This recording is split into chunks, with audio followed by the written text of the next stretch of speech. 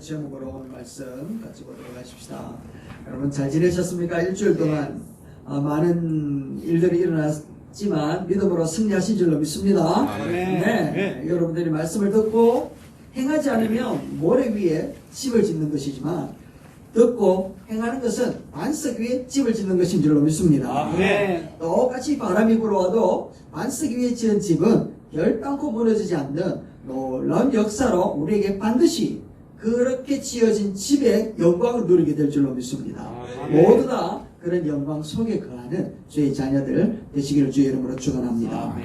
오늘 말씀은 우리가 되게 어색한 그런 말씀입니다. 왜냐하면 천주교에서 우리가 종종 봤잖아요. 머리에 이렇게 두건을 쓰고 예배하는 그런 모습들을 보고. 그런데 우리 기독교는 그런 상황은 이제 많이 지나서 종교개혁 이후부터 이게 없어져 버렸어요. 그래서 예배를 드리면서 머리에 두건을 쓰는, 이 수건을 쓰는 이런 이야기를 어떻게 해야 될까 굉장히 고민이 되었습니다. 그래서 이 말씀을 계속 묵상을 하다가 사도 바울 같은 경우는 이 문제에 대해서 굉장히 심각하게 막 다루고 있는 겁니다. 그래서 11장 이 말씀은 우리에게 있어서 참 심각한데도 심각하지 않고 심각하지 않으면서도 심각한 그런 내용인 겁니다. 그런데 여기서 하고 싶은 말이 뭐냐? 하고 싶은 메시지가 뭐냐? 여러분 한번 생각해 보세요. 2000년 전에 고린도 교회에서는 여자가 머리에 두건을 쓰고 예배하는 것이 그들에게 있어서는 교회가 분리되어질 정도로 엄청난 문제가 되었습니다. 그런데 2000년이 지난 지금 머리에 뭘 쓰든지 안 쓰든지 그게 고민을 하거나 한 사람도 거기에 대해서 토를 다는 사람이 있습니까? 없습니까? 없잖아요. 그러니까 2000년 전에는 그렇게 피터지게 싸웠던 그 문제가 시간이 지나고 나니까 아무것도 아니더라는 겁니다. 아무것도 아니에요. 그러면 오늘 우리들이 목숨이 경각이 달린 것처럼 애쓰고 힘쓰고 싸우고 있는 그런 가정적인 문제, 사회적인 문제, 상황적인 문제, 이와 같은 모든 부분들도 시간이 지나고 나면 아무것도 아니겠구나 라는 생각이 들지 않습니까? 이 이야기를 하고 싶은 겁니다. 이 이야기.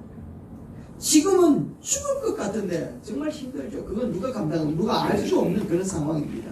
그런데 믿음의 눈들어 주를 보니 이 또한 지나가리라. 그렇지, 할렐루야. 찬양 참 잘했습니다. 준비를 딱 말씀 보고 준비하신 거예요. 이 또한 지나가리라. 지나간다라는 겁니다.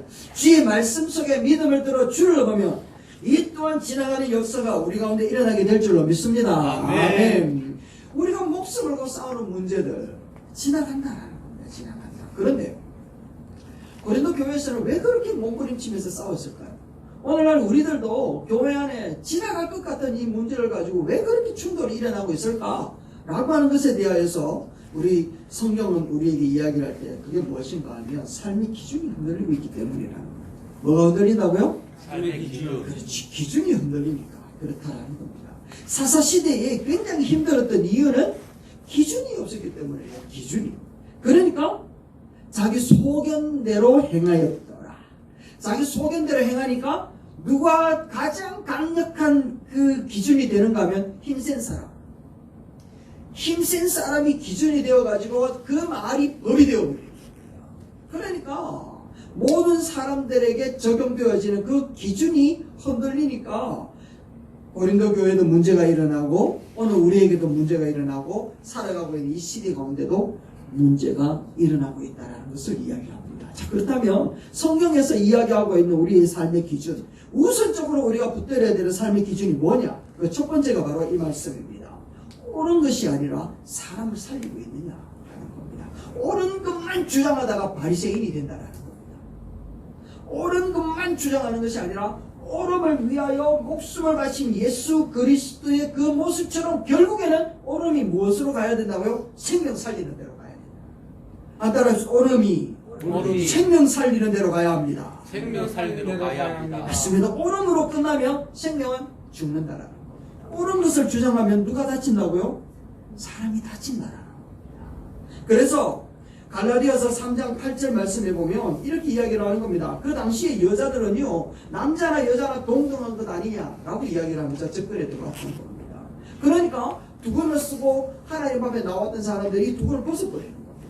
니나 내나 똑같은데 라고 이야기를 하면서 접근하기 시작했던 겁니다. 그래서 바울도 마찬가지였어요. 맞다. 이렇게 이야기해. 그리스도 안에 우리는 뭐라고요? 동등하고 자유를 얻었다. 라고 얘기를 하는 겁니다. 바울도 맞다라고 이야기를 했는데도 불구하고 지금 갈라디아에서 그리고 고린도 교회로 넘어와 가지고는 이 여인들을 향하여 야 여자들의 머리는 남자고 남자들의 머리는 그리스도야 라고 이야기를 하게 되어진 이유가 어디에 있는가 하면 여인들이요 너의 말은 옳지만 그것이 교회의 덕이 되느냐 라고 묻고 있는 거예요. 교회의 덕이 되느냐 라고 이야기합니다. 바울도 계속해서 이야기했단 말이죠. 교회에 덕이 되느냐 안 되느냐에 따라서 자기는 하나님 앞에서 자유하지만 그러나 이것이 연약한 자들에게 해가 되어진다면 나는 고기를 일체 먹지 않겠다 라고 이야기를 하면서 덕이 되느냐 덕이 되지 않느냐를 가지고 살고 중심이 되어야 된다 라고 이야기를 하는 겁니다. 그래서 우리들은 덕을 나누어 주는 사람이 되어야 될 줄로 믿습니다. 아멘. 그래서 덕을 나누어 준다. 두 글자로 뭐라고요? 그렇지, 덕분에 살았습니다 라는 겁니다. 덕분에 당신이 나누어진 복, 그 덕 때문에 살았습니다. 덕분에 살았습니다 라고 이야기를 하는 겁니다. 그래서 옳고 그르냐보다 이 사람을 살리고 있느냐라고 하는 것을 먼저 생각해봐라 라고 이야기를 하는 거죠. 물론 그 사람을 살리기 위하여 부정적인 일을 행하라 라고 이야기를 하는 게 아니라는 겁니다.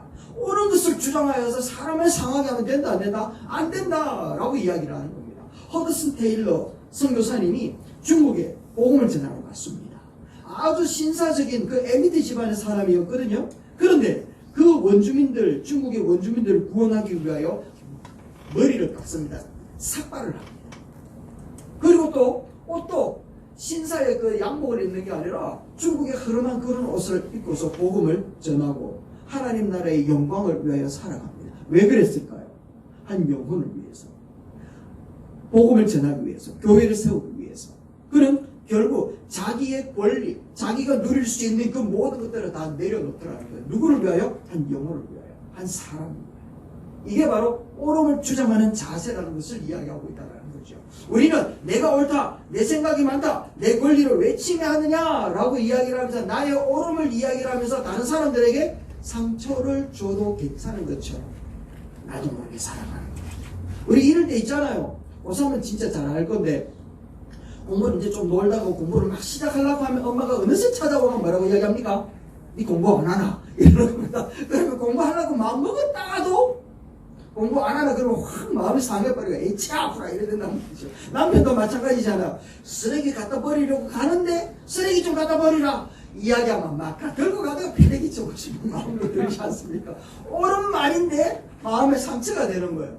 그래서 옳은 말을 할 때 주춤, 그런 마음이 성경에서 이야기하는 거구나, 틀린 말은 아닌데 그 말이 우리에게 왜 거슬리게 들릴까요?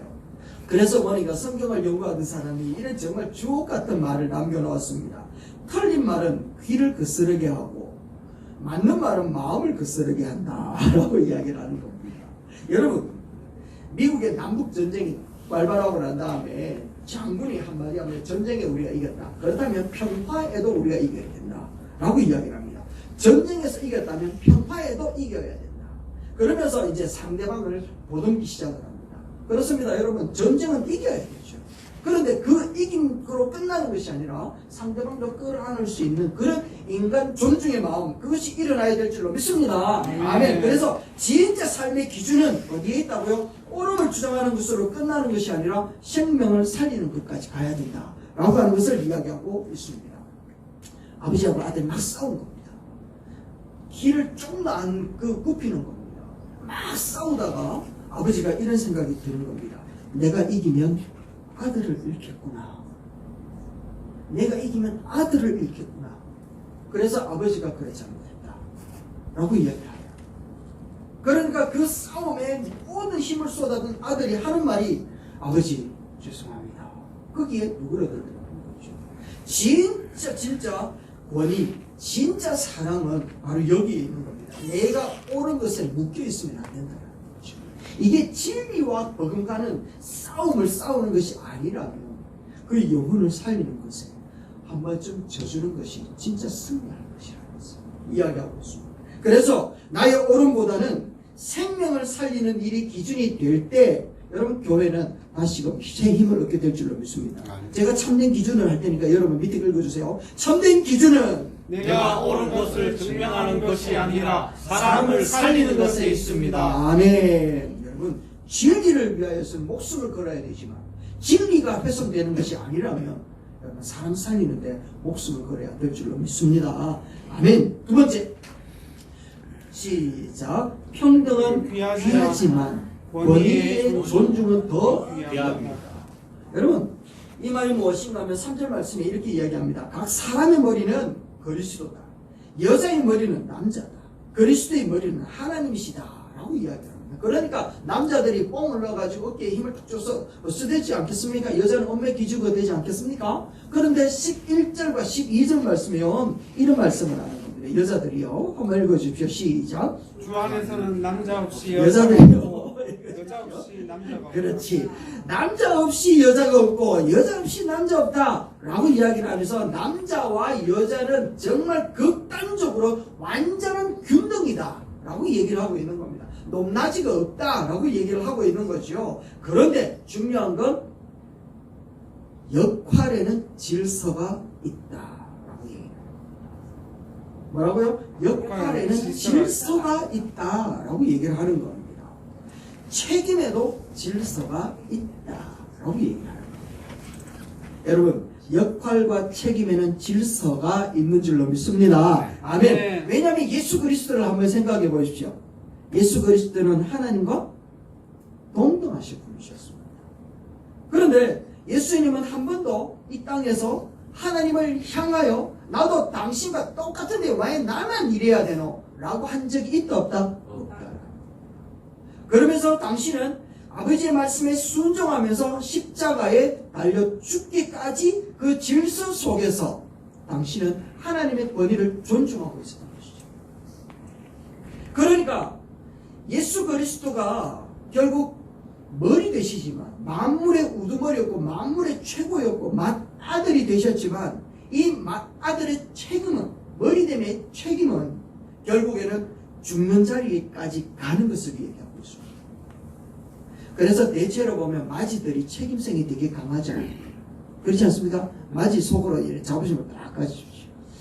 마지들에게는 법적으로도 보면 부모의 유산이 2분의 1이 들어가고 그리고 나머지 2분의 1 가지고는 자녀들이 막 나누어 가는 게 유대인의 법이라고.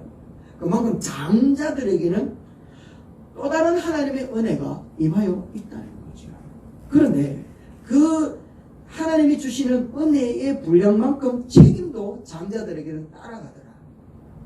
그래서 장자의 역할은 그 가정을 책임지고 또 장녀들의 모습들을 보면 진짜 어머니처럼 부모님처럼 생활하는 우리 선배들도 많이 보지 않았습니까? 그것처럼 장자라고 하는 것, 맏아들이라고 하는 것에는 책임이 있고 그리고 거기에는 낮아짐이 있다는 것을 이야기하고 있습니다. 그래서 남편이라고 하는 그 위치에는 그 질서 속에는 책임이라고 하는 것이 있죠. 그리고 부담이라는 것이 있다는 겁니다. 그래서 그 장자들은 가정을 대신하여 울고 또 가정을 대신하여 책임지고 기도하는 사람이 되어야 된다는 것을 이야기하지 분리하면 된다 안 된다? 안 된다는 것을 이야기하는 겁니다. 그래서 둘 다 동등하지만 질서가 있는데 질서에는 존중이 필요하고 그 존중 속에는 불림이 아니라 책임이 있어야 된다는 것을 이야기하고 있는 겁니다. 그래서 남편은 책임을 다하고 자녀들은 뭘 이야기하는 겁니까? 존중을 해야 된다는 것을 이야기하는 것입니다. 아내들은 뭘 해야 됩니까? 인정을 해줘야 된다는 것을 이야기합니다. 한번 따라합시다. 인정합시다. 인정합시다. 인정해줘야 됩니다. 아멘. 그렇습니다. 권위가 인정을 받아야 된다. 여러분의 가정에는 누가 가장 권위 있는 분이십니까? 맞습니다. 그렇다면 책임이 있다. 책임을. 속으로 생각해 보십시오. 이제 우리 집에 가장 큰 권위 있는 분은 누구라는 걸 딱 세우십시오. 예수님 다음으로. 예수님이요 잃어버리면 곤란하니까 예수님 다음으로 권위. 그렇다면 우리는 그 권위를 존중할 필요가 있습니다. 그런데 이 존중이라고 하는 것이 어떤 것인가 한번 생각을 해보십시오. 초등학교 때에 초등학교 선생님이 이제 새로 부임해 왔습니다. 새로 부임해 왔는데 아이들이 선생님 말을 안 들어요. 담임 교사의 그 권위를 학생들이 인정하지 않으면서 서로 간에 막 자기 뜻대로 막 생활하고서 일을 하는 겁니다. 선생님이 과제를 내어줘도 절대로 과제를 하지 않는 겁니다. 그러면서 그 또래 그룹 속에서는 이상하게 힘있고 말빨 새는 사람 중심으로 해서 똘똘 뭉치는데 그 담임에 대해 가지고는 말 한마디도 먹혀 들어가지 않는 겁니다. 그래 되니까 그 반에도 제일 조용하고 소심한 아이가 있지 않았겠습니까? 그 아이가 그 규칙을 지키는데 규칙을 지키면 지킬수록 손해를 봐요. 그러던 어느 날 이제 학부모들끼리 모임이 있어가지고 이제 그 선생님에게 하는 말이 이렇게 이야기를 하는 겁니다. 우리 아이가 학교 가기가 무섭대요. 또 조용히 공부하고 싶은데 너무 혼란스러워서 더 이상 학교에 안 가고 싶어요. 라고 이야기하는 겁니다. 그러니까 다시 이야기를 하면 선생님의 권위가 인정되지 않으니까 선생님의 권위가 무너져 버리니까 그 교실에는 질서가 무너져 버려요. 질서가 무너지니까 약한 자가 보호를 받아요, 못 받아요? 못 받게 되어지고 강한 자만 살아남는 그런 구조가 되어지고 나도 조금 더 강한 위치에 올라서기 위하여 내보다 힘없는 자를 어떻게 해야 되는 겁니까? 밟아 눌러야 돼요. 피라미드 구조의 형성이 되어져 버리게 되더라는 거죠. 그러니까 이 권위라고 하는 것은 질서를 만들게 되어지고 권위가 인정되어지니까 약한 자들도 함께 보호가 되어지는데 그래서 이 권위는 다른 사람을 억누르는 것에 필요한 것이 아니라 이 권위라고 하는 것은 다른 사람을 보호하는 장치가 바로 권위였다는 것을 이야기합니다. 그래서 오늘날 이 사회가 혼란한 이유가 어디에 있는가 하면 권위가 무너져 있기 때문에 아버지의 권위가 무너져 있고 어머니의 권위가 무너져 있기 때문에 그 가정 속에 질서가 혼란이 일어나는 겁니다. 누구의 말을 들어야 될지 모른다는 거예요.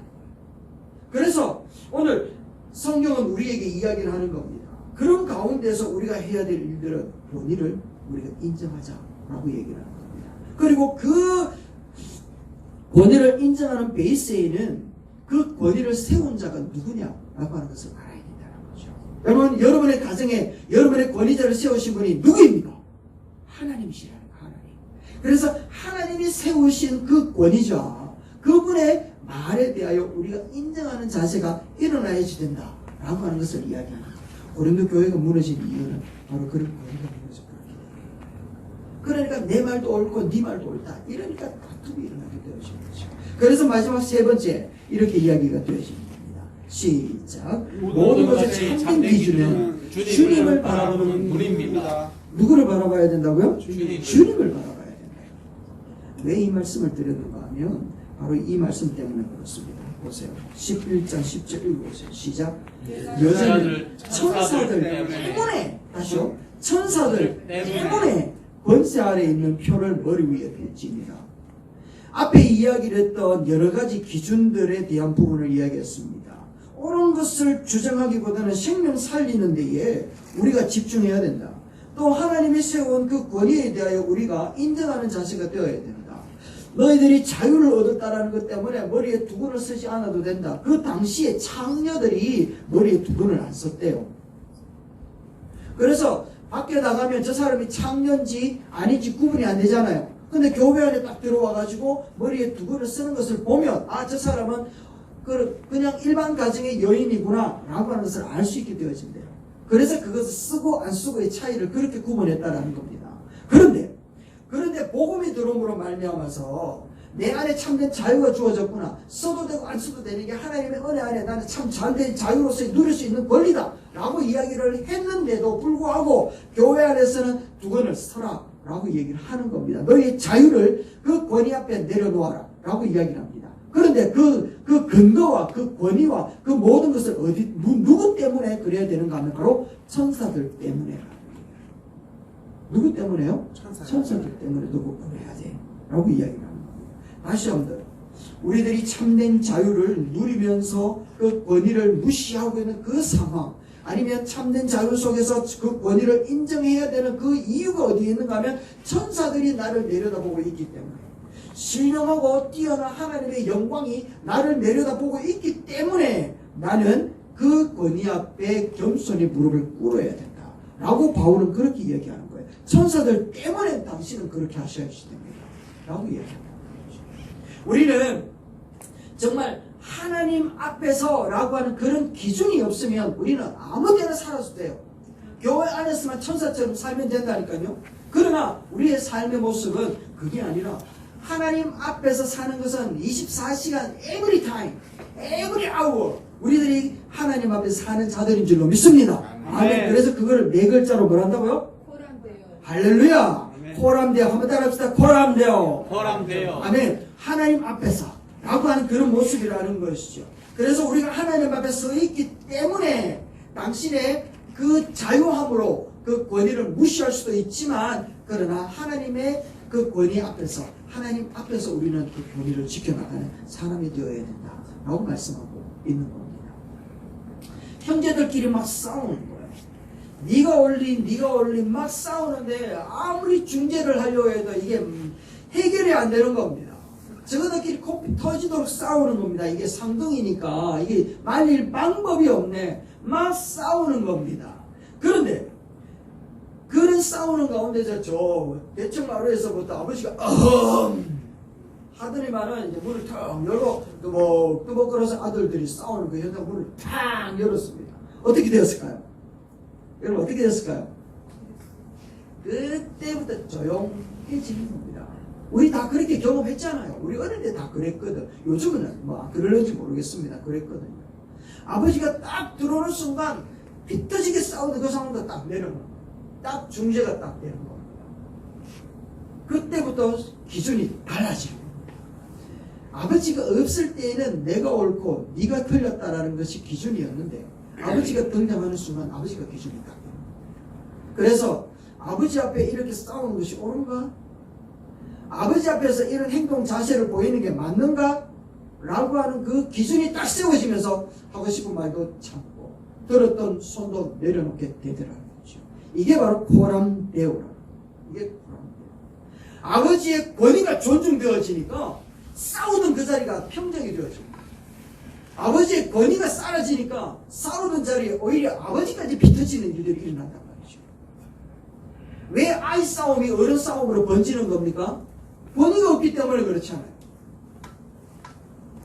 하나님을 의식하는 순간 이제는 이 문제로 내가 이러한 것이 하나님께 영광이 되는가? 하나님이 기뻐하실까? 하나님이 오르실까? 라고 하는 것에 그 기준이 싹 달라지게 되어진다는 것을 이야기하는 겁니다.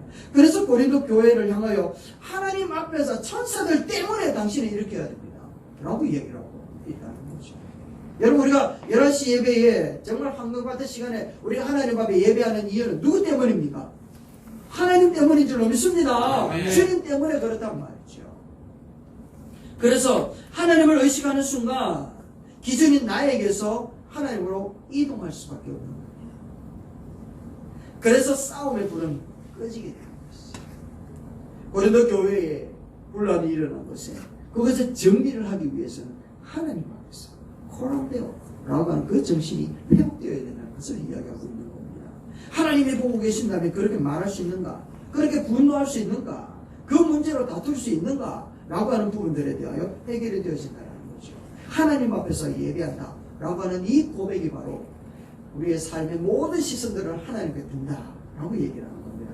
그 찬양이 계속 떠오릅니다. 여러분 그렇지 않습니까? 믿음의 눈으로 주를 보면 이 또한 지나가리. 주님의 안목으로 바라보면 된다는 것을 얘기하는 겁니다. 결론입니다. 여러분 소론에서 우리가 질문을 던졌습니다. 무엇을 기준으로 살고 있는가? 라고 하는 것이 정말 중요하다는 얘기였습니다. 여러분 무엇을 기준으로 살고 있어? 기준이 달라지면 네 기준 다르고 내 기준 다르면 이거는 다 싸울 수밖에 없다라는 겁니다. 그래서 기준이 나에게 있으면 작은 문제도 전쟁이 되지만 기준이 하나님께 있으면 큰 문제도 작아지게 되어져 있다는 것을 이야기합니다. 바울이 말하는 천사들 때문에 하나님 앞에서 우리가 하자라고 얘기하는 겁니다. 우리가 하나님 앞에서 살고 있다는 이 선은 그렇게 될 때 사람은 자유는 우리에게 사랑으로 드러나게 되어지고 우리의 권위는 책임이 되어지고 사명이 될 줄로 믿습니다. 그래서 답은 하나입니다. 답은 하나. 그래서 우리는 날마다 우리가 이런 고백을 해야지 됩니다. 한번 고백합시다. 시작. 나는 오늘도 하나님 앞에서 산다. 다시 한번 시작. 나는 오늘도 하나님 앞에서 산다. 아멘. 밑에가 시작. 내 오름을 주장하기 전에 주님을 먼저 바라봅니다. 할렐루야. 아멘. 이와 같은 것이 결국에는 우리 주님 앞에 영광이 되고 분란이 평정이 되어질 줄 믿습니다. 우리 함께 하나님 앞에 이 한 주간도 이런 자세로 살아드림으로 하나님 앞에 영광이 되는 저와 여러분 되시기를 주의 이름으로 축원합니다. 아멘.